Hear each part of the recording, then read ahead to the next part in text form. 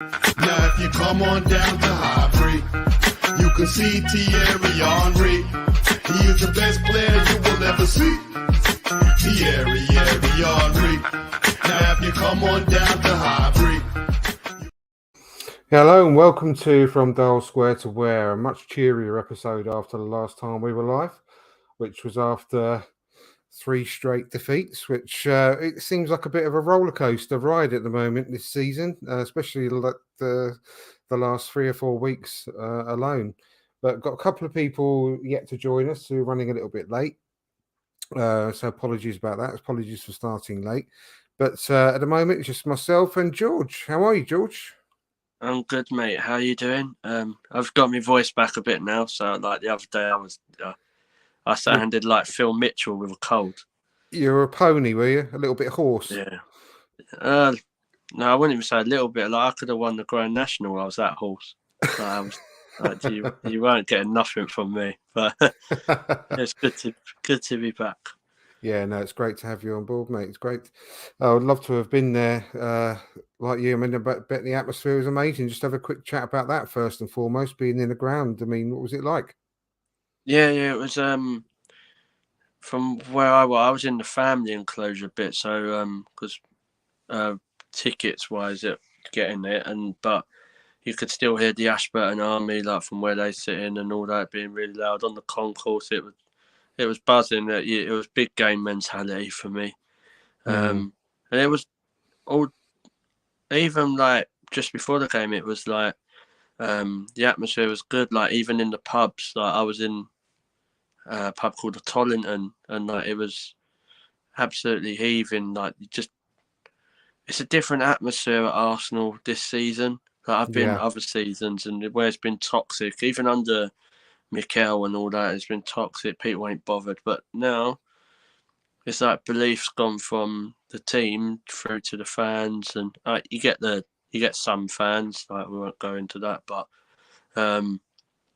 on the whole, I thought the atmosphere is quite exciting being around the Arsenal community at the minute. Yeah. I think that's part, the horrible word, the process that Mikel keeps talking about. I think that a big part of that was to bring the fans closer to the team. Yeah, and I agree. I genuinely think that that's been probably the biggest success of his tenure so far. Not only It's such a big divide. Like the fans were nowhere near that club. Like there were miles and miles. Like to think, putting it bluntly, if you wasn't a football supporter, for someone who's inexperienced, who's managing in their first ever managerial job, to break that divide between the fans and the club, he's done a bloody good job, to be fair. He really has. I genuinely think that that's his biggest success so far.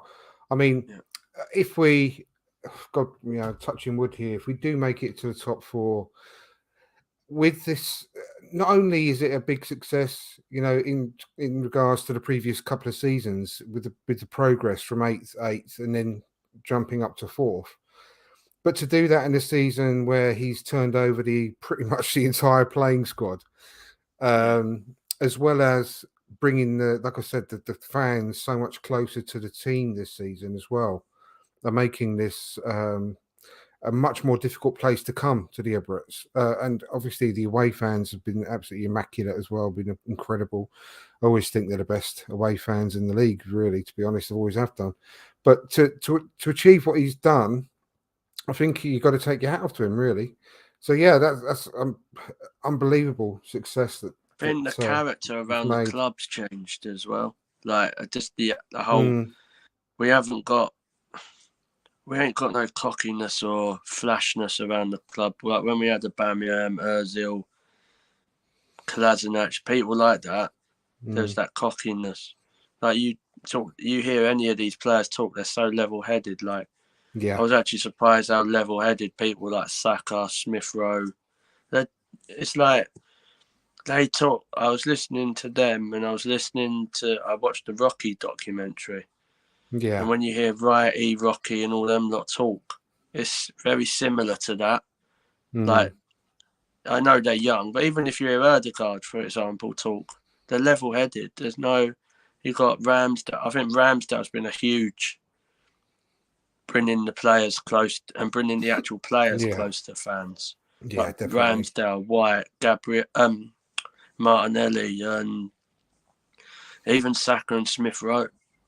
Like, so on the whole, all right, yeah, it's not perfect at Arsenal at the minute. Like, from the top to the bottom, I still have my issues that I think the Cronkies have only put their money where their mouth is once or twice. They've got to carry that on if they want us to be competing again. But all we can do is wait and see if we get top 4 and then see what happens in the summer. Yeah. So, but as a club, it's a fact. It's before you wouldn't dream of taking, like, if you had a younger kid to the Emirates, just because of how toxic a game could just turn. Yeah. Like but now, I think it's quite a nice place to be around. Yeah, and I've definitely. not thought that for about years, to be honest.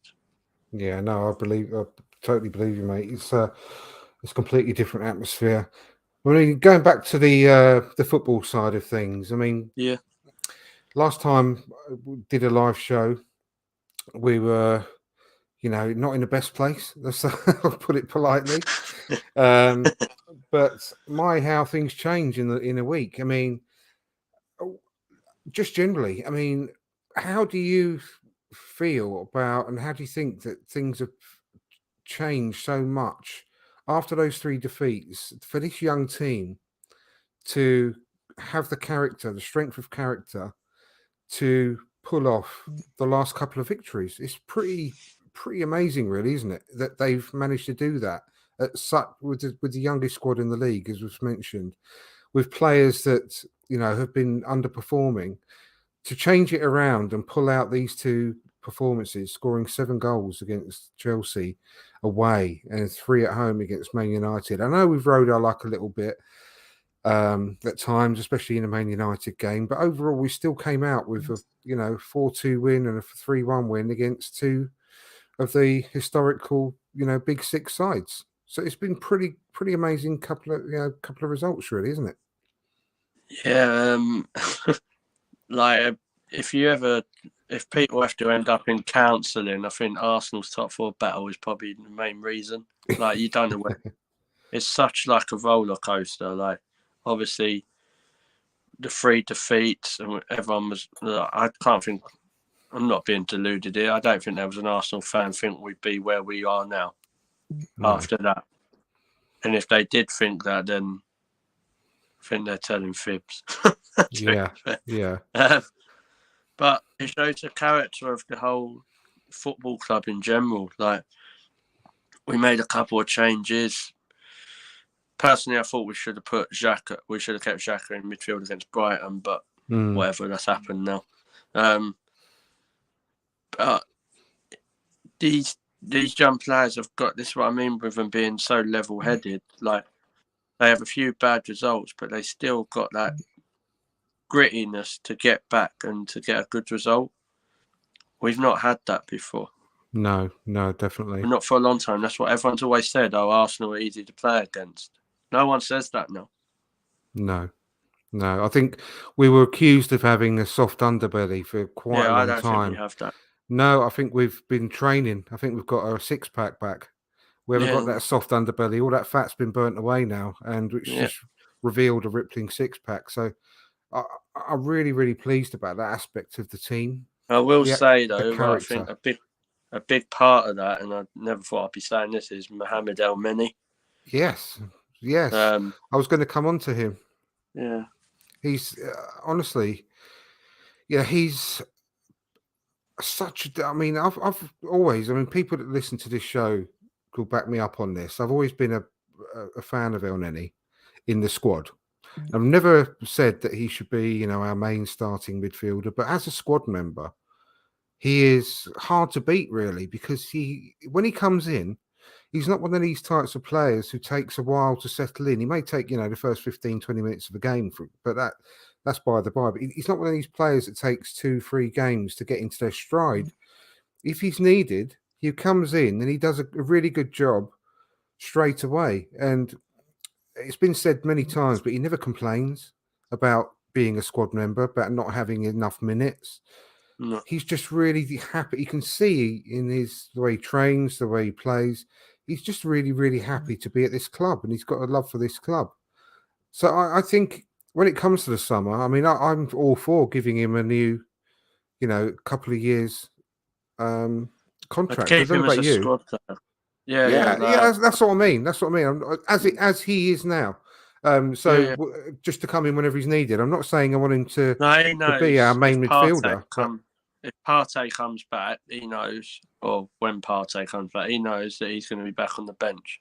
Like, he'll know. Elneny knows. He's got 5 or 6 games that he'll play, and then that's his job. Like, his interview after the game, he don't want to leave. He said that. Arsenal's his family. He's already said. He said, I know what my job is. And I was saying this on another show last night with my friend, and I was like, everyone goes on about him, but when has he actually let us down? From what I remember, so he's turned up these 2 games. When we played Manchester United the other year, he bossed Old Trafford. He did. So in the big games, when we played the bigger teams, like I don't think he's ever let us down. No, personally. Exactly. He's a steady, and just to say hello to Need players Ryan. like that. All right, Ryan's joined us. So hello, Ryan, mate. How are you? Hey, Ryan. Good. Thanks again. Sorry for being late. Back to normal resumed this week. Normal service has been resumed, which is great. The world is going as normal, so that's just one thing to be grateful of. You've just took me bipolar tablets. Arsenal winning again. So last week, it's like bipolar. 1 minute it's like we're going one way, then we go the other. Then I know you want to keep football exciting, but gee, no, just I've had enough now. Just stick to what you've done for the rest of the season. Lose 3 and then win the next 10. That'll be all right. Exactly. Already. Get it all over and done with. We're just talking about El Nenino in our midfield. El Perlo. Exactly. Oh, bloody missed that name. That's it. Yeah, that's what someone on Twitter's called him. El Perlo. The Egyptian Perlo. The greatest man in the Premier League. Yeah, greatest Egyptian in the Premier League. The proper Mohammed. Yeah. But he's honestly, I'd be all for giving him an extra couple of years without question, as to keep his role within the team. Now we're just saying, Ryan, not to be, we're getting carried away after 2 games, but he's always been this type of guy who can come into the team after weeks or months without making an appearance and be good straight away. He doesn't take 2 or 3 games to get into his stride. So, how are you going to replace him with someone who's happy to do his job and have his role in the team? We all want like 4 world-class midfielders, but you ain't going to get that in a squad because they all want to play, and it's just not going to happen. So to get someone to keep a squad place that as dependable as Mohamed Elneny, who's not going to have to adapt to a new league, who's not going to have to adapt to all his new teammates, moving home, etc., etc. He's already here. So, I mean, I think it's a no-brainer, really, to give him another couple of years deal. I don't know about you. It's experience as well. Yeah, absolutely. The youngsters, like... Yeah, so, I mean, what's your thoughts, Ryan? No, so I was going to say, I would totally agree. I'd say give him 2 years. Because, as you say, we've got so much other stuff to do in the transfer window. And if you look at the midfielders we are being linked with, the Neveses and Tielemans of this world, none of them will come in and be happy to take the role of what he's had. No, exactly. He's publicly come out and said he's happy to take a pay cut. He doesn't even want more money to stay at the Arsenal. And again, I think he's only on about 40 or 50 grand a week as well, isn't he? Something like that, yeah. I'd have to check it. How many players have we heard say that? So they'll take a pay cut. It's normally the other way. Exactly. Yeah. Names of Bamian, Ozil. And I just want to be clear, just once again, sorry, before just to butt in again, Ryan, before you. This is when you talked about Tielemans and Neves or anything. It's re-signing Elneny is not in place of that. No. We still want the Tielemans, we still want the Neves, but this is just as an extra squad player. Well, I said it on one of the group chats that we were in, Andrew. I said because it mentioned Tielemans and Neves this morning. I was like, can I be greedy and want to have both and still have Because we're going to be, no matter what, we're in Europe next season, fourth or fifth, whatever, we're in Europe. We're going to need a squad. We're going to need to bolster our squad anyway. And if they get injured, what's going to happen? We let El Neni go. We'll bring in these players along with keeping Xhaka in, keeping Partey in, and they'll all get injured. And we'll be back to having just Sambi again. We need again. He doesn't complain. He's never complained about being a squad player, a second string. Even when he went out on loan, he didn't complain. He came back, had the point to prove. And in terms of him saying he wants to take a pay cut instead of a pay rise, when people talk about the mentality and wanting to be at the Arsenal, that's someone who wants to be at the Arsenal, that loves the club, wants to be if, and possibly, maybe, I don't know how old he is now. He's 29. I think he's 30 in July. His last contract, really. It'd be his last contract, basically. It's a possibility he could retire at the end of that 2 years. But he is a good player for worst case scenario if everything goes wrong, like we've seen now. I think I might be the only one who's not that bothered about Neves. I don't know. I'm not a huge fan of Neves, but everyone raves about him. He's certainly a step up to what we've got. Yeah, mate. I'm a step up to what we've got, apart from Partey. But he don't like celebrating, does he, Neves? So he ain't going to fit in, really. Well, he might change. Imagine that we do sign him. The announcement video would be him celebrating. Yeah, he's got to be. He's got what I said. Pulling a party popper. Video. Yeah. Get him at the Emirates, but the firework display on, light show, everything. I'd well over the top do it. Yeah, he's got one of those kazoo things in his mouth, a little party hat at a jaunty angle, and he pulls a party popper. That'd be really funny.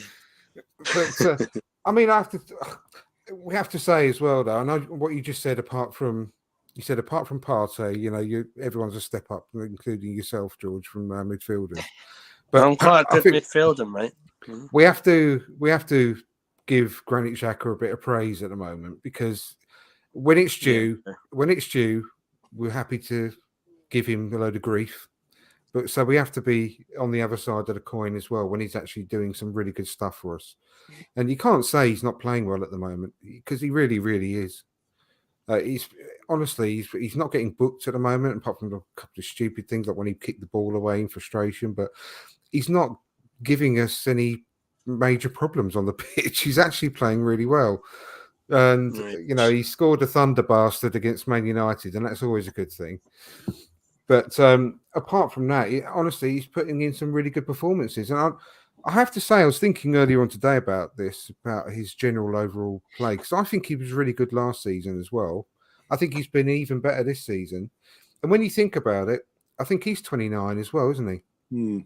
So when you think about it, over the last 2 seasons, I think we've seen Granit Xhaka in his prime, because he's been 27 to 29. And that pretty much is a midfielder's prime age, isn't it?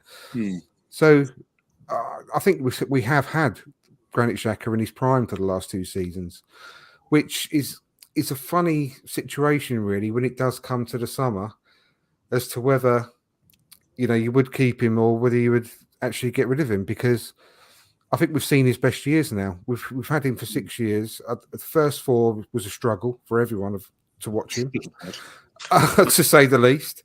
I think the last 2 have been a much bigger step forward. I'm not saying he's been 100% perfect for the last 2 years. However, I think we have seen the best of him. So it's going to be an interesting one as to whether he is. I think it's one or the other. I don't think they get rid of Xhaka and El Neni. I think not this summer. I think if El Neni goes, Xhaka stays, or vice versa. I can see more El Neni going than Xhaka. Oh, I can. I can out the 2. It makes sense. His contract is up. Granit Xhaka's got another year after this summer, isn't he? Yeah, and then they just fade him out like that, because by the sounds of it, I know what Edu said, we're going for 2 marquee signing, but I was listening to some people have actually misquoted a bit what he said. He said that they're mainly going to be looking at 2 positions, which I don't think we need to be rocket scientists to know what they are. So you think if you've got Thomas Partey, Sambi Lokonga, because he's going to be a year older, he's still young, like, and then you bring 2 more midfielders in, and either a Xhaka or an Elneny, or they might confuse us all and just keep all of them. Because we're playing the Champions League, we need a bigger squad, don't we? Well, we do, exactly. Yeah, I think we do. And another benefit of keeping Xhaka and Elneny, or at least one of the two, for another couple of years as well, is it gives Patino and Aziz another couple of years, experience and growth and experience, within the team. And then they come up, so then you've got your like turnover, really. Yeah, and hopefully, if they're in an ideal world, they'll be ready to replace those two. If not, we've had another couple of years to have a good look at them and see whether they are going to be good enough in the long run. Yeah, we can make a decision on them, can't we? So, as to whether to move them on or keep them. But that's something that you've got to take into account as well, because we have got a lot more good youngsters in the next crop, haven't we? We've only got about 87 in the under-23, don't we? Exactly, yeah. About 80 of them are on loan with the new Chelsea, I think. I know, exactly. They've got quite a few to look. I mean, I found a good new podcast, actually, for anyone that's interested in the under-23s. It's called Away from Hale End. And it's very, very interesting. It's goes in depth about all of the young players that are all out on loan. Listen to that. Yeah, so it's all the players we've got out on loan at the moment. He goes through them all in fine detail about exactly how they've been getting on. He's been watching all the games. I don't know how he's doing it, but he's been watching all the games, gives you all the stats. And the great news is I listened to the last 2 or 3 episodes, and Reiss Nelson is actually ripping it up at the moment at Feyenoord. Really playing well. I wonder if he's got a future at the club, because it's really interesting, because I think that if they are properly taking note about how he's doing, which I'm sure they are at Arsenal, then if we did move on Pepe, which a lot of people seem to be completely convinced we are going to do, then whether he could come in and take Pepe's place in the squad, because what's the point in re-signing him, putting him out on loan to see how he gets on? And if he does brilliantly, not bothering about that, because there's no point really. I've always liked Nelson, though. I've really liked Nelson. I've always really, really believed in his ability. And I'm delighted that he's actually doing really well. And he's in the semi-finals at European competition, the Conference League with Feyenoord, which is no mean feat for a club like them. I'm sure they're really, really, looking forward to that. Got a chance. Well, he's meant to be the best out of. He was meant to be better than Saka and Smith Rowe when he was like coming through. Like he was meant to be the best of the Howland like project. Yeah, and then just not. He went to Hoffenheim, I think. And then it was. Yeah, he got injured. He played really well. There, and then it just. Like he played for us a bit, didn't he? Like as well, like didn't he score against Liverpool in the project restart? Mikel Arteta went on record as to show how much he loves him as a player. Yeah. So you never know. Very interesting. He's still young as well, isn't he? Is he 23, 24? I don't even think he's that old. I think he's a year or two. 2 years maximum above Saka, so the maximum age I think 22. He'll be is 22. Yeah, so it'll be interesting. Because let's face it, Nicola Pepe is not playing many games. So to replace Nicola Pepe, you don't need another 50, 60, 70 million pound player, right? Because he ain't going to get in above Saka. So Reiss Nelson would be ideal, because you can basically keep all the money that you get from Pepe and put it into someone else. So gives you more chance of getting them like another centre forward or midfielder. What they need. Exactly. They don't need a winger. As I've been having this argument, everyone keeps saying, "We're getting a winger." I don't think we need a winger, because you go through it. So the way they play, people that can play on the wing, you've got Martinelli, you've got Ødegaard, you've got Smith Rowe, you've got Saka. Who's getting ahead of any of those at the minute? Exactly, and I don't think And we then play with Nelson's already wingers there. anyway. So, I don't think they're classed as wingers in this club, are No. they? Either they're wide forwards. They're not Yeah. really the wingers like the old-fashioned winger. I don't think we have any of those. I mean, probably Pepe is maybe the closest we've got to that. But even Pepe, I think he's more comfortable further infield. But did you say you found out? Was it Reece Nelson 22?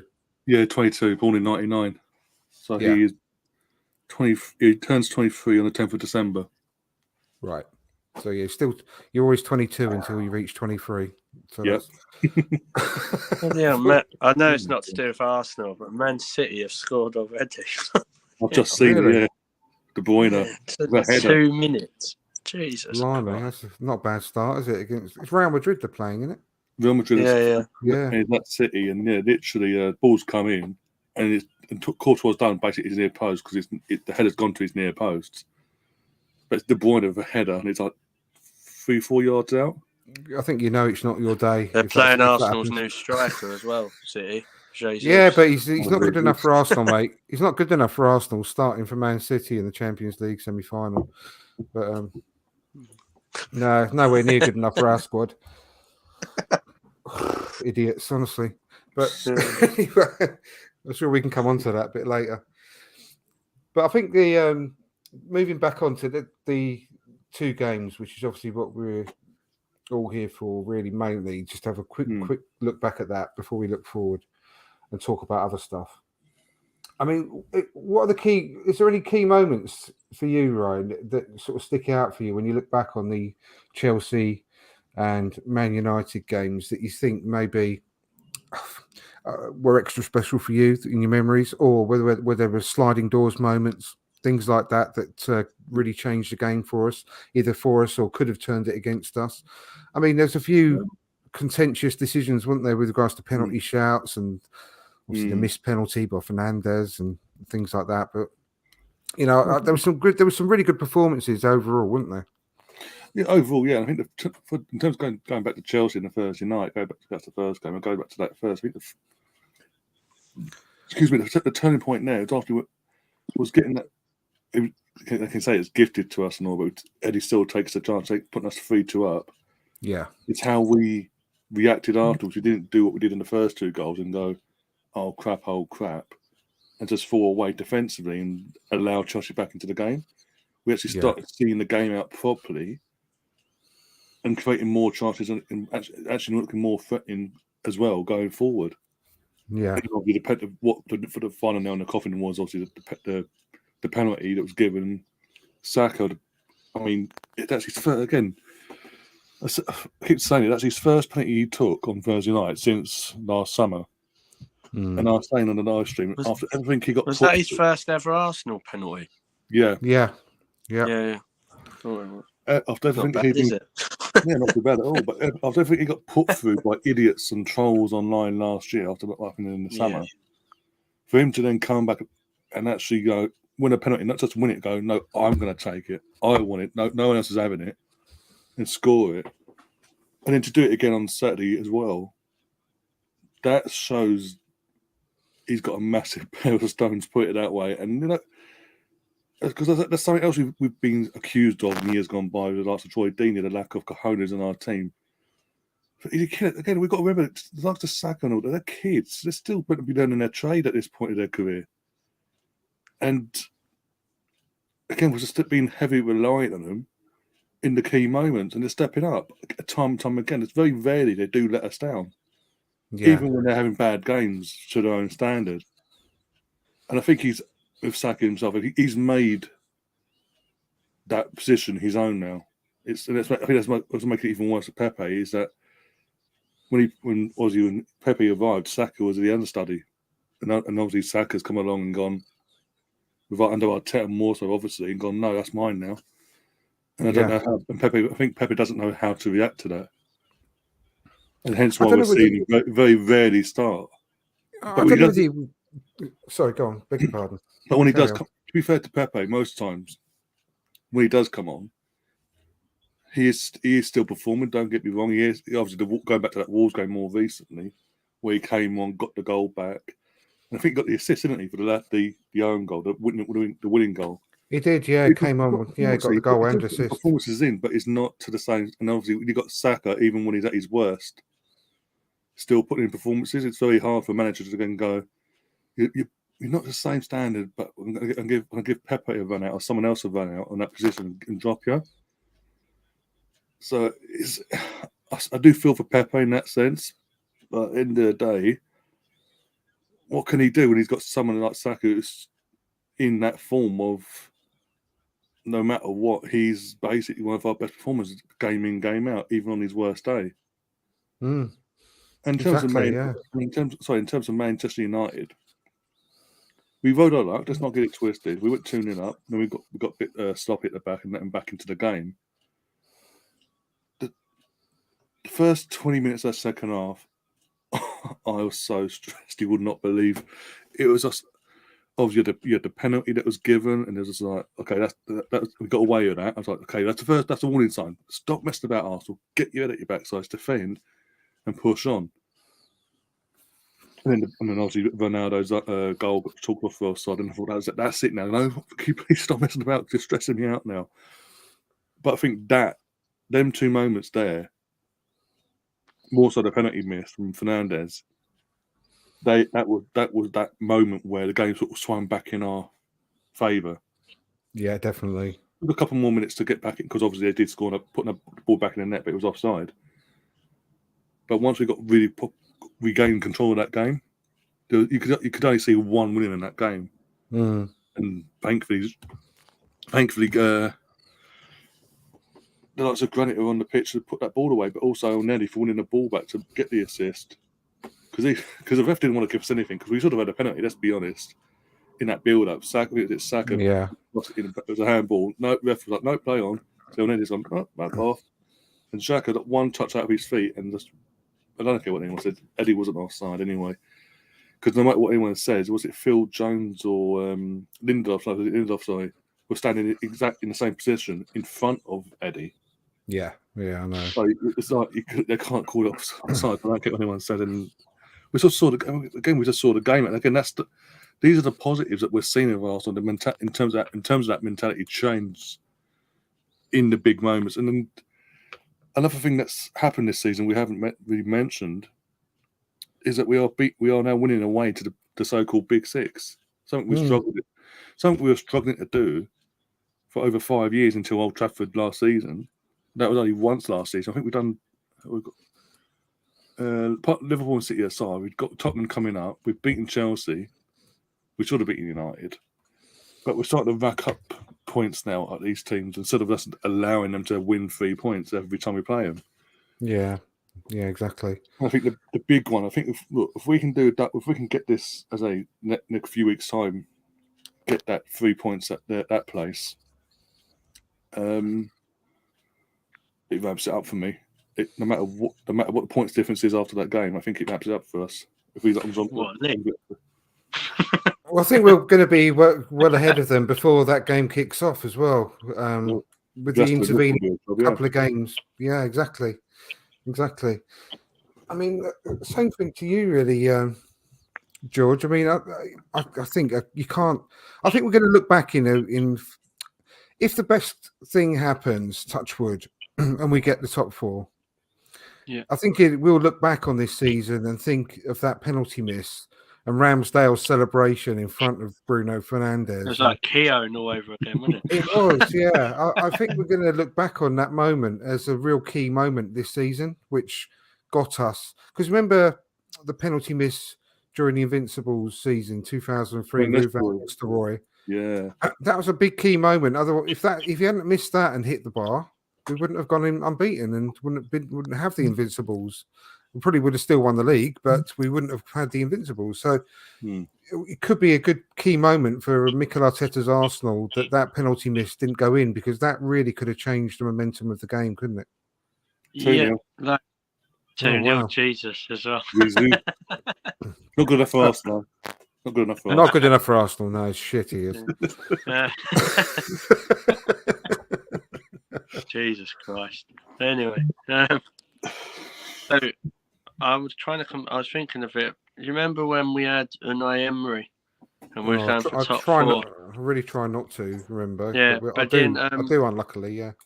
Piers Morgan's boyfriend missed a penalty at the North London derby that cost it. Yeah, that was a key moment. Yeah. That, yeah. So for me, that's very, very similar. Fernandez's miss, could that be the luck we need? Sometimes you got to have luck. You can't beat teams all the time, like, because you're better than them. You got to have luck. Like, no disrespect. Look at Liverpool. How much luck they get. Mm. Especially the weekend just gone. Yeah. Well, yeah, like everyone's moaning about penalties at the Emirates. Like, watch that at Liverpool game. Oh, that's not a penalty. Like, I'm blind and I saw that. But there's that penalty for me. When I think the best thing that was for us was that Ranić don't have a clue what he's doing, or that the players don't like each other. Because but why the hell was Ronaldo not stepping up and taking that penalty? I don't know. There's too many egos. I think it's very similar. What apparently, he was happy for Bruno to take it because of everything that's happened to him, and you know he is now that he's missed it because Ronaldo's like to say like I'll just take it. Well, yeah, no, I think obviously you got to remember, even Ronaldo is not a machine. Although he looks like it and he acts like it, he's had some pretty horrific things happen to him in the last couple of weeks. As we all know, and I think he was quite happy for Bruno to take that pen. But talking about Ronaldo as well, just quickly going off on a tangent, George. I mean, people were going on about the goal that he scored against us was being really poor defending by Tavares and Gabriel and so on. But sometimes you just got to take your hat off to the opposition. It's a brilliant ball that really did fool the goalkeeper a little bit because he did come out for a stride thinking he was going to go for that ball, realising it was curling away from him perfectly. But then you just got to take your hat off someone that it's Ronaldo. He finished that. He ghosted in between our defenders and done them like a kipper. You have to, and sometimes you just have to say, fair play. That was a really good goal. I don't put too much blame on our defence for that particular goal, in all honesty, because I think it was a moment of class. I could have defended a tiny bit better for me, but Ronaldo makes people look bad as well. So, he does, he can be put. You could, if that's any other striker playing for Man United or whoever, I don't think that's a goal. And not in that way anyway. But Ronaldo can just do one split thing, and he's making people look silly. So he was the best against Arsenal anyway. So I think he was the best player on the pitch. He played brilliantly against us. I thought Alex Telles played quite well for us. Definitely. For them, I don't know. I thought Elanga and Sancho looked like they give a bit of a damn for them lot. Like, apart from that, I thought for them, I thought Bruno Fernandes was poor. Like all this. Like, I'm not even joking. I didn't even know they'd done this stupid hop, skip, and a jump thing. I thought he was entering the Olympics at the start of it. It's like a triple jump. I hate that so much. Being like an old school fan, like an old school football fan, and all that, I hate that. I hate that. Take the penalty, bang, done. Don't need to do hop, skip, and a jump. It's not strictly like Saka showed him how to do it. Yeah. Nketiah showed Lukaku how to play centre forward. Saka showed Fernandes how to take penalties. I never thought I'd be hearing that conversation. Exactly. No one did. No one did. Honestly. One thing I'll say about Saka's penalty as well, I think it took more bottle the Man United penalty than the Chelsea one. And the reason I say that is because of all the stuff that happened before, like where we thought Nketiah got his goal, and then obviously VAR works really, really quick, doesn't it? So we weren't waiting there like 20 minutes when the place where they look at them is like only at Heathrow. But he had to step up and then to just put that in the penalty, like in the goal. Against Chelsea, he kind of won it himself, didn't he? I know he won that penalty, but there wasn't no VAR ball crap before. So It's not a bad record, is it? You take 2 penalties for your club. Chelsea, Man United, first 2 penalties and scores them. So Exactly, yeah. against Yeah. 2 of the better keepers as well, and people forget about that. Like Mendy and De Gea ain't no mugs in goal. I know De Gea can't save penalties, but he's still a good goalkeeper. He saved 2 this season, apparently. They said in the commentary. Yeah, because he didn't save it in the Europa League, did he? No, exactly. Well, he saved he just put I mean, he showed a lot of maturity taking them, but he also showed a lot of maturity where he put them as well. First one, he took it to the left of the goalkeeper to our right. He didn't just stick to the and then same. He stuck it in the left-hand side, sent the goalkeeper the wrong way, the second one. So the only thing I was a bit thing was I laughed at it, but was Ramsdale.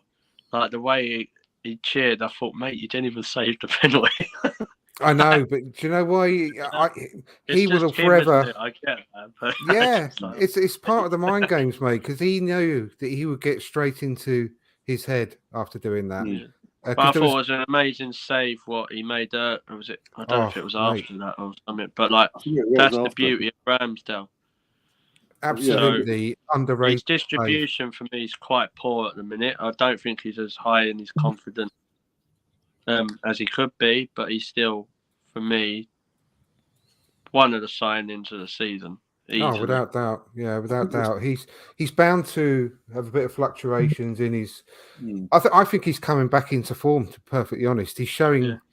I think he's been fairly below his high standard that he set himself. That's the problem as well, right? But I think he's coming back. Exactly, yeah. But I think he set his own high bar. He's been below that for the last few weeks. But I think against Man United especially, you started to see flashes. I know he had that one pass that went astray, but he started to come for things and be more confident on crosses and taking control of situations. He's been working on crosses as well in training, because I was watching a video when they do the training, and this was 2 weeks ago, and they were doing like shots and all that. And I don't know who it was, but someone's proper wallet one, and Leno made quite a good save. And Ramsdale shook his head, and then Ramsdale went in goal, the same shot, and he tipped it over the bar, and Ramsdale. So, and he was their practice. I think kicking out from the box has been a bit hit and miss, but like he nearly set, he did pass it to Bruno, didn't he, at one time? But yeah, but that was if you're going to pass it to anyone at the minute, pass it to Bruno, because he can do fuck all with it, so he'd be all right. Well, it's right, his name, isn't it? Bruno. Like, he's dived off that cliff, and I thought Erdegaard was amazing on Saturday again. I retweeted an interview with him earlier on today that with Astro Sports with. Oh, what's it? The Haaland stuff. Yeah, well, it's obviously not just about that, but he speaks so well, that guy. He's got to be our captain next season for me. He really, really has. Because he's got broad enough shoulders to take it. He's got all the right attributes, and he could be our captain for the next 10 years. He's been captain last couple of games, hasn't he? And I think he's proper stepped up as well. Majorly. It's amazing what happens.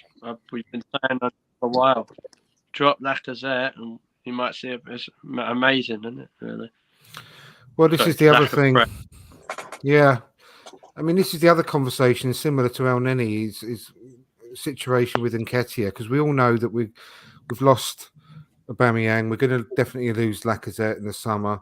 Obviously, Nketiah's he's out the door basically because of his contract, so we're going to be down 3. But same sort of situation. If I don't think he would. He's not got the same sort of aspirations, because quite rightly so as well, because of his age, as El Neni. He doesn't want to be on the bench. He wants to be playing first team football, and it's almost a shame that we can't keep him in the same way that we could keep El Neni. If we could use him as our third choice striker for cups and all that sort of stuff, but I don't think it's going to be what he wants. So I do really want him to finish the season really strongly, be our hero, score us the goals to get into the top floor, and then we can, cheer him off. Because I'm a bit harsh like that, because with Nketiah, I want him to do really well, but I just think Arteta's using him because that's all we've got. So I wouldn't keep Nketiah in the summer. Personally, I don't think it's we the right get thing to better players. do. No. Yeah, I don't think it's the right thing to do anyway for his own sake. You just got to keep. We have to use whoever we've got, and if they get you to top 4, then great. You say thank you, and then good luck in the future. If he scores 5 or 6 goals and gets a move to Brighton, fair play. But Yeah. I think my ideal. I don't see Nketiah. I'd be shocked if he stays in the summer. Yeah, no, I will. I think he's out the door as well. I think for him as well, it's as you say, his motive. He's got he's got to do his part to show any suitors are out there that he can actually put a shift in. He can. He doesn't. No one's going to want him, are they? That's what I'm saying. But he's got to do that to show that he is good. He is good enough and capable enough to play at that Premier League level, because that's what he wants to play at. Yeah. At the top level and all that. So there's motivation there as well for him, and he's got to use his last 5 games, because I wouldn't change something. I think Andrew, me and yourself said over on my podcast a few weeks ago that, along with Steve, that we would, in terms of going forward, take Lacazette needs rest. He's run himself into the ground. He's played too many games. It started to tell, and the only other option was the only other options were either replace him with Eddie or put Pepe down the middle. He's put Eddie in, and since he's done that, he scored 2 goals against Chelsea. He had a goal chalked off for offside against United, but he's putting the ball in the net now, and he is actually, with the system we're playing, he's benefiting the likes of Odegaard, because we've got that striker with a bit of pace that can stretch the defence. Yeah, he looks really threatening as well for me. Like, I'm not being. Suppose you give him a chance, that's fine. But I just like if we do get top 4 and it does sound really harsh, but I don't mean it to be. But like realistically, in that top 7, what would Nketiah get in any of those teams on a week in, week out? And I don't think he would. No. But he might get in at Man United, to be fair. But that's been harsh on him. He might get in ahead. I think he'll get in ahead of Lukaku as well, to be fair to him at the moment. But no, I think he's. Sorry, you know what I'll say? A good shout for him, West Ham. And Antonio's getting on now. He's a different breeder striker. Why not? Yeah. Compared to Antonio, I mean. Well, Antonio's the only one they've got, isn't he? Actual centre forward. 30, he's like 30. If you go in there, that's 7th. There you go, because West Ham is 7th. So there's my point. Like he's not at that. Even if he scores 5 or 6 goals, I'm saying out of the top. I'm just saying out of the top 7, that'd be a good shout. He stays in London. He ain't got to move anywhere. And I wish him all the luck in the world. Like I do think he's been treated not that great. Like Lacazette's been playing week in, week out for far too long, when Nketiah should have been given a chance probably a while ago. But I wouldn't be dedicated to that 3rd striker, but I just don't see it happening, because he won't want that. No, like Elneny, he's not at the same sort of stage of his career as Elneny is. Yeah. Elneny's happy. You can't blame him, can you? Like if he thinks he's got no disrespect, he's got a good. There is a chance he could break to the England squad. Like if he was playing week in, week out, scoring goals, because there ain't, apart from Kane, who else is there that's all that as a striker for England? There isn't many. I think he's better than. I think he's better. That's not correct. I think he's got a ceiling that's just as high, if not better, maybe in the long run, than Ollie Watkins, for example. Your mate. Yeah, my mate. I mean, Tammy Abraham's ahead of him clearly at the moment. But anyway, you need to go now, don't you, George? Because you've got another podcast that you've promised to go on at 8:30. Sorry, beg your pardon. So, thank me on. Thank you for coming on, mate, and just another opportunity to give your podcast a shout out before you go. Yeah, so if you don't follow us, we're on Twitter, we're at Mania. We have the YouTube channel which is called Sportsmania. I'll get Andrew to put the link of it in here because it's really hard. There's like 2 or 3 the same name. But yeah, we've been doing Premier League shows. Got a lot of stuff being planned and prepared for the summer with special guests and stuff like that. And if you ever want to get involved, just feel free. And if you want to get involved, follow me. I had to change my name because I kept getting the Twitter handle wrong when I was advertising. I wondered why he did that. And so now I'm at Clockend George because it's a lot easier than what it was. So give us a follow. And I will remember. I promised to do it last time you were on, George, and I can only apologise. I completely forgot to put the link mate, to your YouTube channel. It is. It's the old house. The old. Yeah. It is. I can't say it. I can't argue against it, mate. So I'll put a note to make sure that I do that this time. Cheers, so mate. Yeah. Thanks for coming on, and we'll see you again next time. Cheers, mate. That was George. That leaves us just the 2 of us, mate. But yeah, it's going to be a tough one, really, because in an ideal world now, then with Ket and Ketia going, I'll just echo what George said quickly. I do hope he really scores a few more goals, gets us into the top 4, and gets a good move on the back of it because I want to see him do really well. And those 2 goals he scored against Chelsea, I don't believe Laka scores them. No, I can't say he was definitely not the first one. The first one. Well, the reason why Eddie gets that one because he's got the pace. Eddie, Lacazette, with all due respect, since he done his ankle a couple of years back, he's lost that pace. What pace he did have in his game, he's lost that. So he would have been caught out. He would have been caught up easily by Christensen and I can't remember who else it was. I think it's Aspilicueta. But he would have been caught out. Even if not, he would have still fucking skied it into Rose probably or something stupid. And that's another nod to Eddie that he had the composure to finish that off the way he did. It was a really good. He had a bit to do. Yeah, it wasn't an easy finish. Even the second goal, once that Vinicius, they fucked it. Even Eddie's second goal, sorry, that could have quite easily gone wide. Even like he's all bouncing all over the place, ping pong. He literally has threw his studs at it, and thankfully it went in, and the goalkeeper didn't react. But even then, it still takes a lot, composure-wise, to put that away. What I said about Eddie a couple of seasons ago, like he did remind me of a good penalty box striker, like a real young, raw sort of Ian Wright at the time. He's not had his chance really to prove it. I mean, I don't know. I've always been the advocate, as you know, I've probably done your head in, everyone else's head in, about when I say about players need runs of games to get into form. He's no different. He's never had that. But no, I think recently, that was a.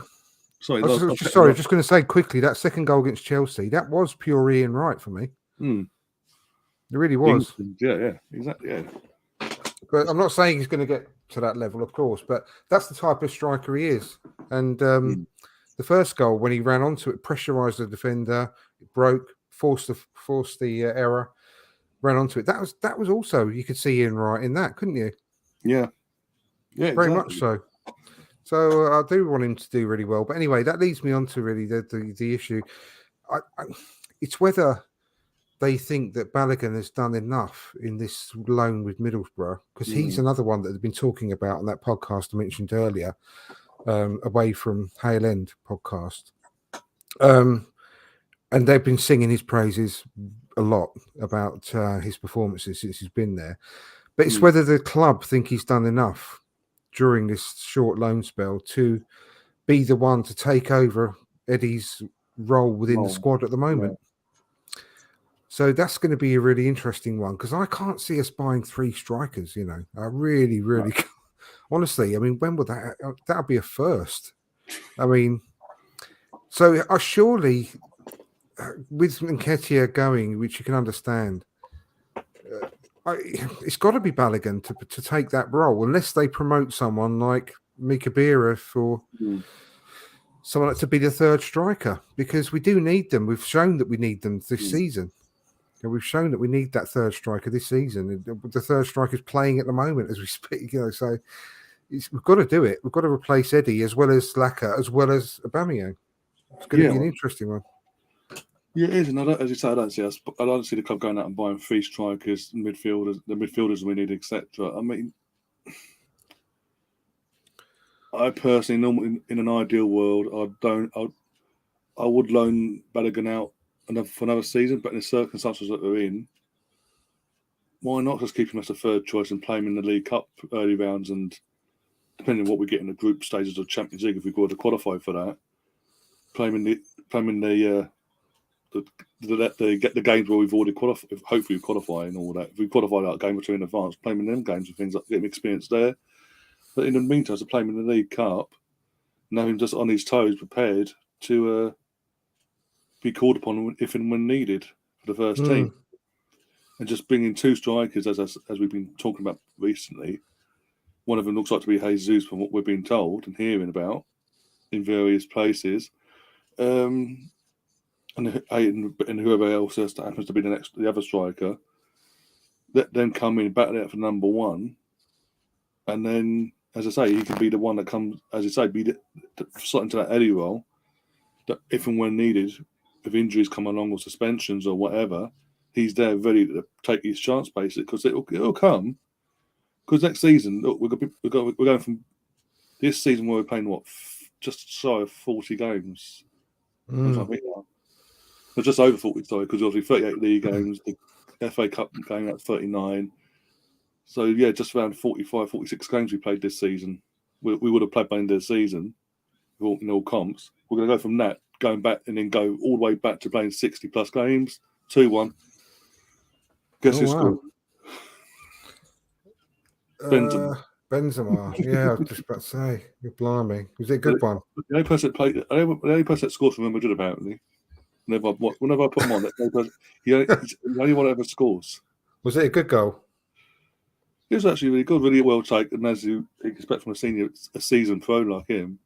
Again, not good enough for Arsenal a few years ago, apparently. Remember, we were linked to him. And our fan base went, "What are you doing? What are you doing for?" He's a downgrade from Giroud. Yeah, exactly. But no, I was going to say, literally, as I say, we're going from 45, 46 games, whatever, to play over 60 games next season. So he will get his moment, and when he does do that, when that does come along, he's going to have to. He has to be ready to take it, because if he doesn't, Arteta will be ruthless and say, "Well, you had your chance. You're going to have to wait to get your next one." Yeah, also, we've got to talk about our, rivals for the top 4. Them lot down the road in the Armitage Shanks Arena. Just quickly, because it always coincides. Well, no, it doesn't always coincide, but it's just funny how our upturn in form over the last 2 games has coincided with them having 2 games where they've failed to put 1 shot on target in 180 minutes of football. And literally a week ago, easier running. I know, a week ago. No, they're going to win every game. We're going to lose every game. Can't see another win for us. Can't see them losing another game because they've got an easier run in. Blah blah blah blah blah.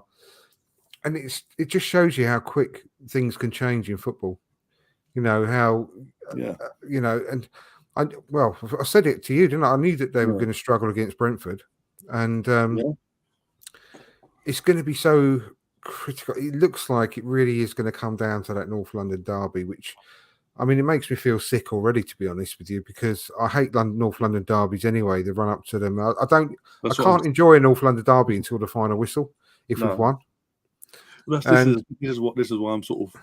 Oh, there's a sub coming. This is why I'm sort of thinking ahead in terms of. I said last night on my podcast, the next 2 games going into that North London derby for both teams is going to be huge. We've got to do our bit against West Ham and Leeds. We've got to win, but we win both them games. Obviously, no matter what, we're going into that North London derby full still. But we do need Liverpool we expect Liverpool to win the Anfield fixture. But also Leicester, even if Leicester take a point on the weekend, give us a bit of breathing. And again, as long as we do what we've got to do in terms of win our games, it gives us a bit of breathe, not a complete breathing space, but a bit.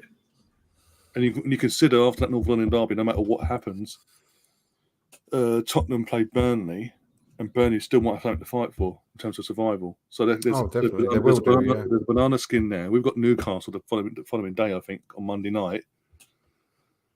So, yeah, I think if we can get a bit of a buffer and be able to, say worst case scenario, a draw, whatever, a dull 0-0 or 1-0 or 2-2, is still a good result for us. I think that sees us over the line. And then because of the next two games, respectively, no matter what, I mean, Newcastle, they'll be on the beach in one sense. Most of their players would know that at the door anyway, so we still get food out on a Monday night under the lights. Sure, be an actual word. And then we're at home, the last game of the season, we're at home, partisan crowd as well. Everton could be getting relegated, and Frank Lampard, so even more of a partisan crowd because it's Frank Lampard at the helm. I wouldn't be surprised if Frank's been sacked before then. I wouldn't be. I'm surprised he's still in the job, to be honest, but that's another matter for another day. Yeah, I know. Well, the best case scenario is we beat West Ham, we beat Leeds, and Spurs lose the next two games, and we go into the North London derby 8 points up. Yeah, exactly. On them. And Sky's plans go out the window. Oh, damn. Yeah. I know. That'd be amazing. Well, literally, in that case, a point would actually would mathematically give us that full spot on the day, and that would kill them. Yeah. Actually, true. You'd see in the next couple of days as well afterwards, all the salty fucking Tottenham fans coming out and going, if we played this back in January, this wouldn't be happening. Well, it would be amazing if that happened. But I can't. I mean, Leicester sort of have got to have one eye on the semi-final, haven't they? I think it depends. I think it does depend on what happens on Thursday against playing Roma. So it's not going to be an easy game for them. If they are 2 goals down after the first leg, I think they go full strength against Tottenham.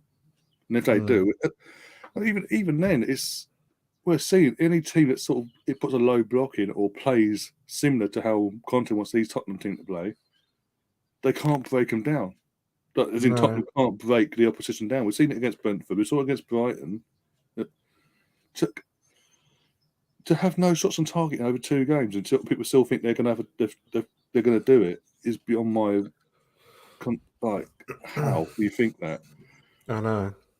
That's not being biased anyway. That's just being logical and saying it as a normal football fan. That shouldn't be happening. They shouldn't. The only reason why they're in the position they're in is because how poor Man United have been, and how if we hadn't dropped off as well, if we still won these last 2 games and we got 7 points out of the other 3 games we lost, worst case scenario, 7 points, yeah. We'll be clear of them already. We'll be fucking way ahead of them. Well, I mean, even 3 points, 4 points, anything would have been good out of those 3 games. You know, I mean, obviously we wanted to win them all because of who they were, and no disrespect. But that's what I'm saying. It's other teams, including Arsenal, with all due respect as well at times, or inconsistencies that have kept them in of a chance. Yeah, but I mean, you look at their squad, the ages of their squad, the fact they've got the England captain and Son and the manager they've got, and you look at the squad that we've got and the players that we're having to play at the moment, and a rookie manager still, and so forth. You know, we should have no right to be above them. You know, we shouldn't really have any right, but the fact that we are is a massive credit to everything that's going on at the moment, and the massive change around we've had this season.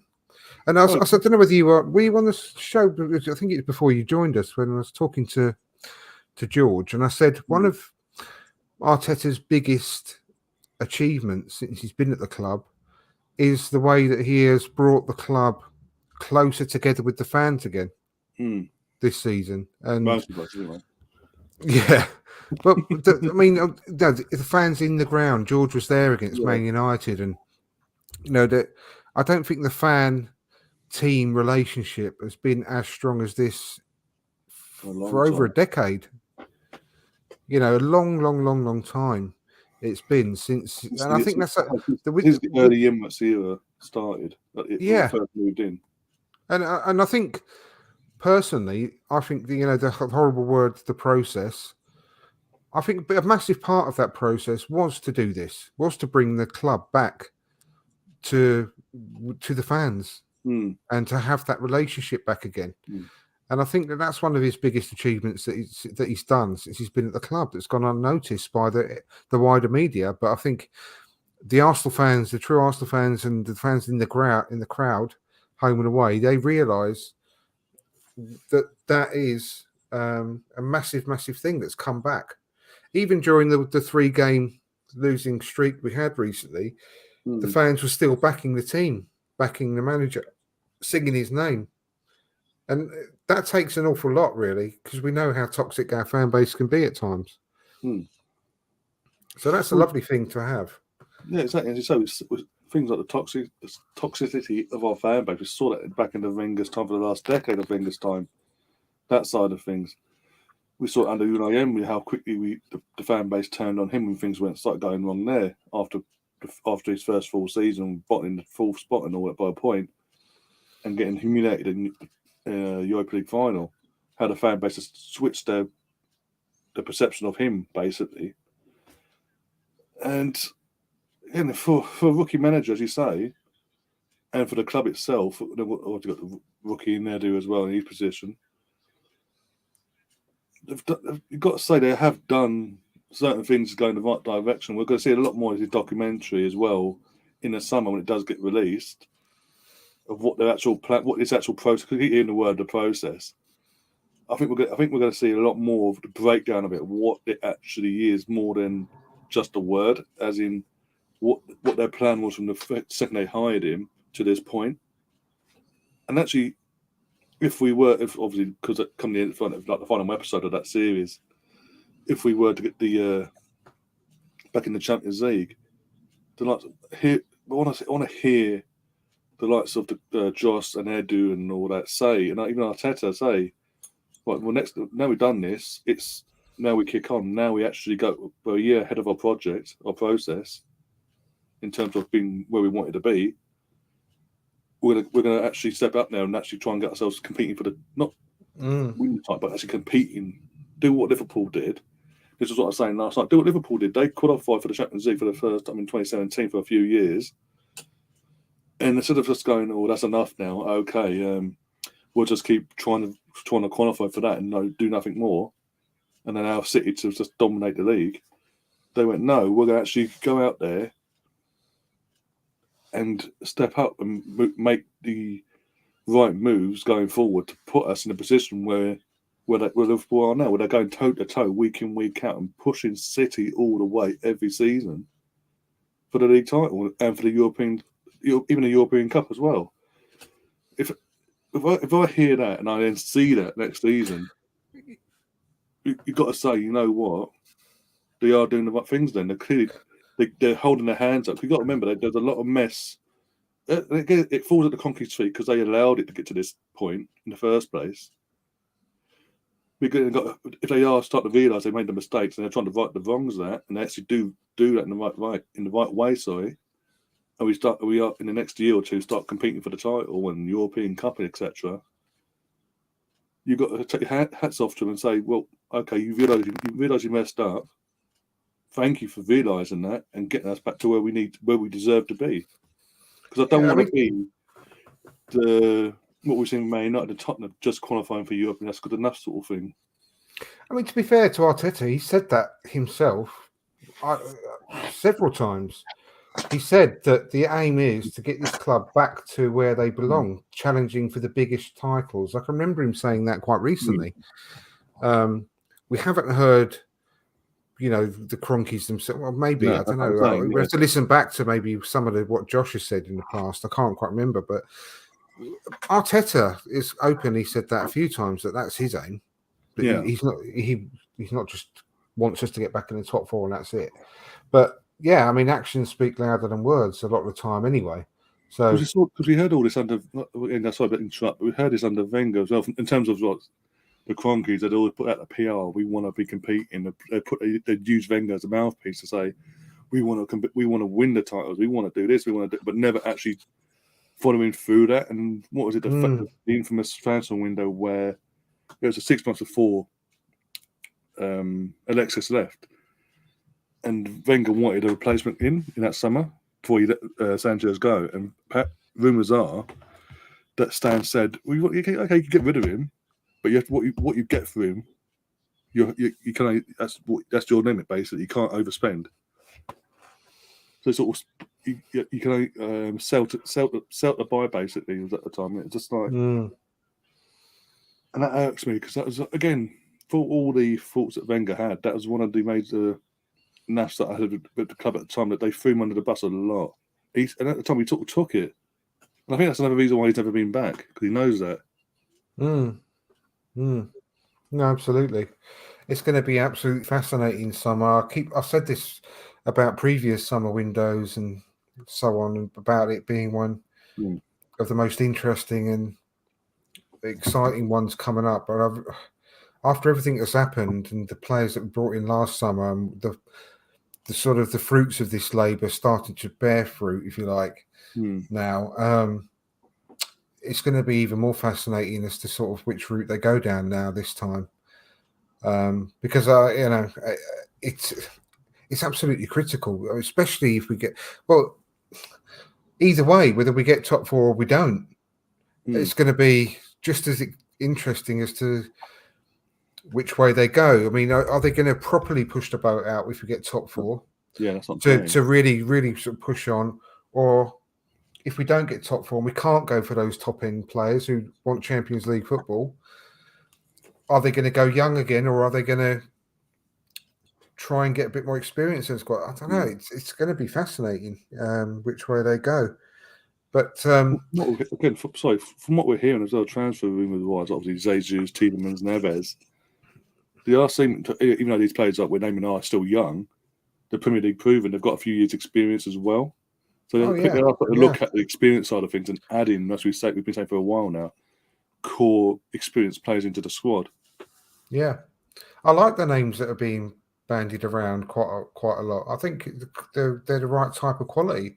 I mean, they're talking about players like Osimhen as well, and bringing Tammy Abraham back and things like that. And they're all the right type of age profile, but the right type of player as well. If you look at them in a bit more depth, I mean, obviously, if you've got someone like Jesus and then accompanied him with someone like Abraham, who's got really a lot of height, or Osimhen, who's also a really tall player and powerful player.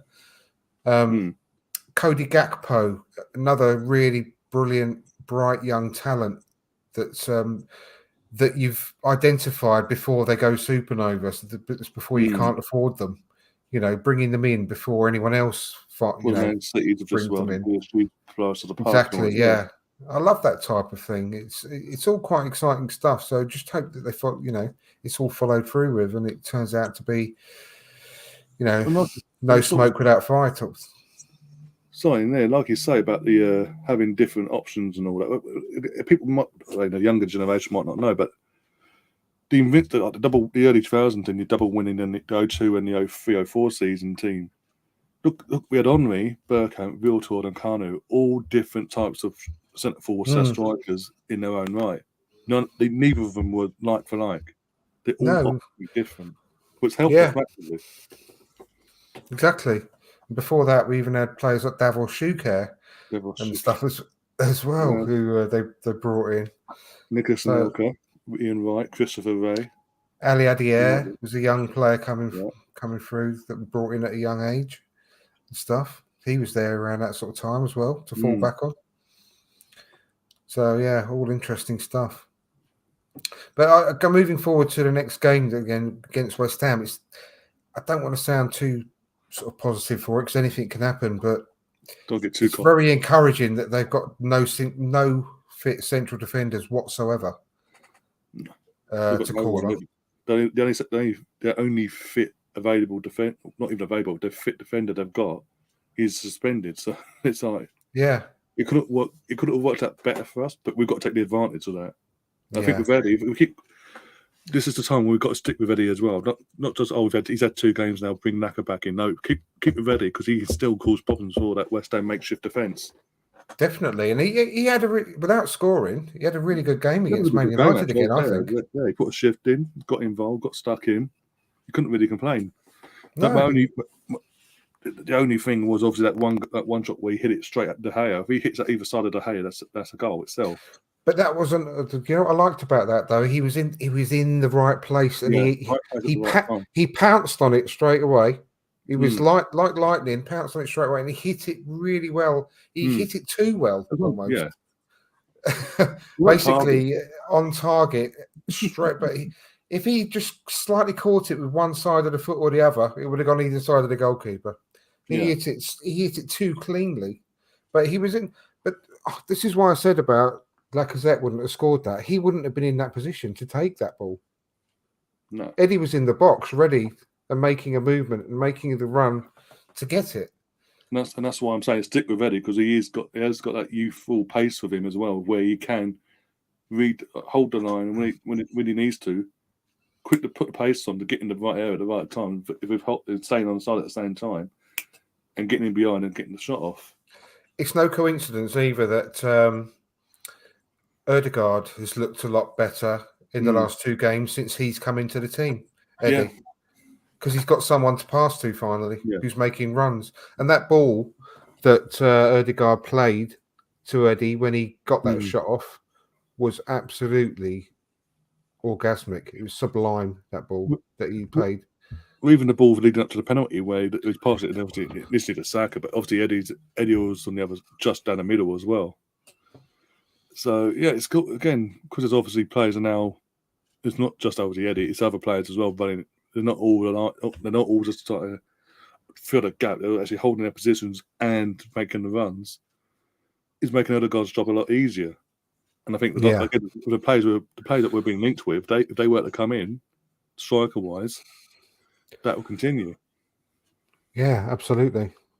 But I think that's why it shows that it was possibly the right call to bring in Eddie rather than what a lot of people were clamouring for, which was to play Martinelli through the middle.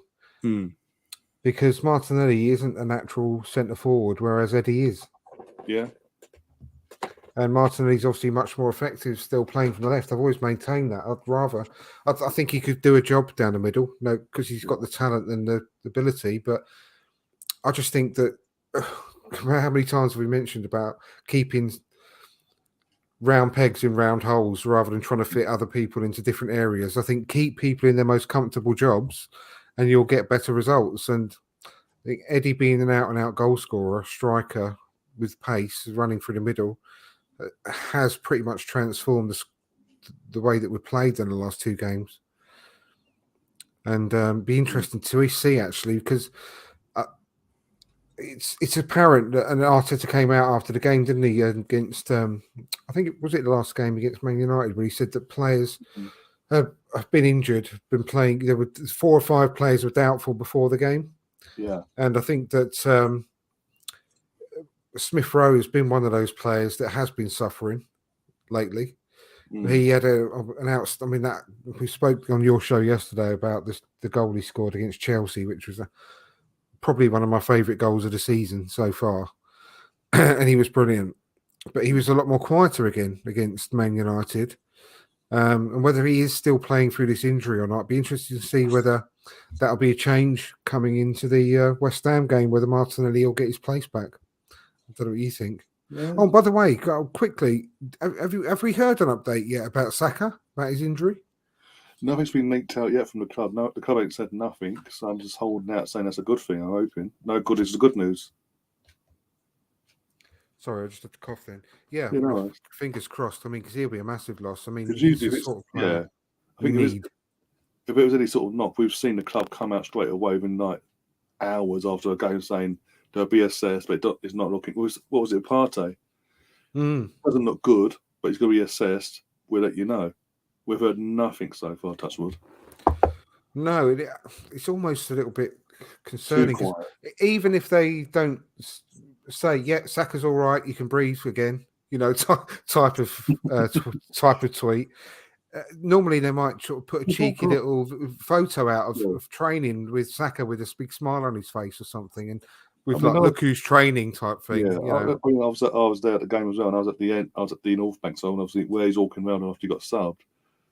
He wasn't limping, but obviously you could tell he was shattered from the actual game itself, and after previous, obviously Wednesday as well, it all caught up with him in that sense. It wasn't actually. He didn't look like he was injured. He didn't need help walking off or anything like that. No. So, touch wood, as I say.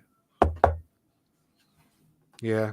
Massive loss, I think. If we lost him now for a couple of weeks, that could be again huge for the top 4 days. Yeah, definitely. Because he was one that was mentioned by Arteta, wasn't he? To say that he was a doubt before the game, but he really wanted to play.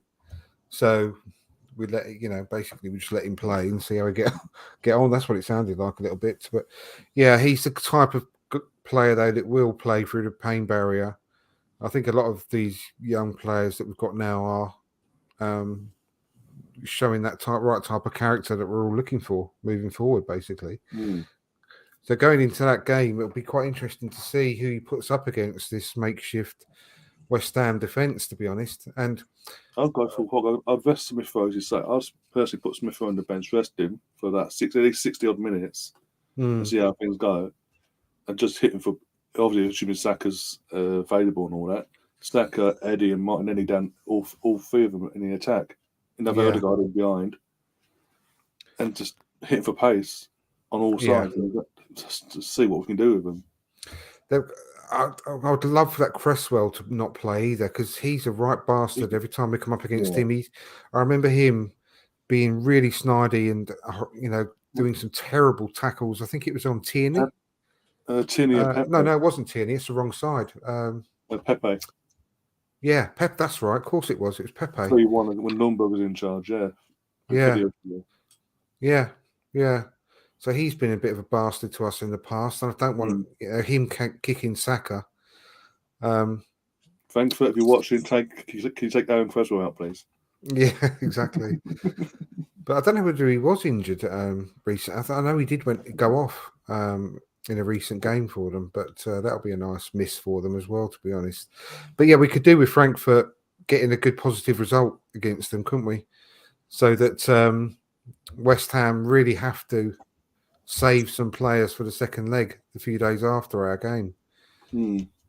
Because if West Ham got a real big win against them, they could quite comfortably rest players for that game and play the best strength team they could play against us.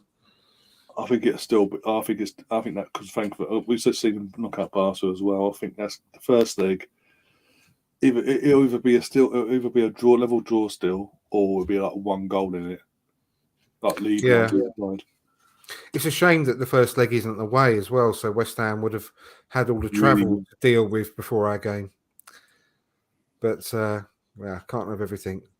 But the good thing, like I say, we're quite lucky in the respect that they've got no fit defenders to choose from, no available defenders to choose from. So we just, like you said, really got to exploit that as much as we possibly can. So we'll see. But yeah, what you got coming up this week then, mate? I think now I've got the preview for the West Ham game on Friday night, around 7:30, 8 o'clock. Want to sort that out. That's Friday, and then obviously Saturday match of the day stream. Keep up to date with everything that goes on Saturday's games, and then Sunday it's double Arsenal Watson. I've got the Arsenal women playing Villa in the versus WSL title before they play their North London derby next week. And then straight within a half hour later, it's Arsenal versus obviously West Ham. We've got to cover that as well. And obviously, if you're available for either one, because I know obviously Sundays are Monday night. So if you're available, obviously you're more than welcome to join us. Got Liam with us as well for that. And if you don't know, come to the channel and see Liam celebrate a goal. It's worth it. Just worth it. That's worth subscribing that. Yeah, nutcase. Definitely. Just a tad. It gets you. I'm honestly, if you are of a stressful disposition, then you're probably best to stay away from watching Liam supporting Arsenal live. But if you find that sort of thing funny, then yeah, definitely join in and watch. Yeah, it's a good one. But yeah, so look forward to all that stuff coming up then, and hopefully we'll see you all back here on this channel next week. I just want to say thank you to George for earlier as well, and I'll remember to put a link to his channel after the show in the show notes. So go and give him a subscribe, give Ryan a subscribe, obviously, if you haven't done so already, which is obviously unlikely. But if you haven't, give him a subscribe. And yeah, we look forward to seeing you all next week. And for that, take care and come on, you Gunners.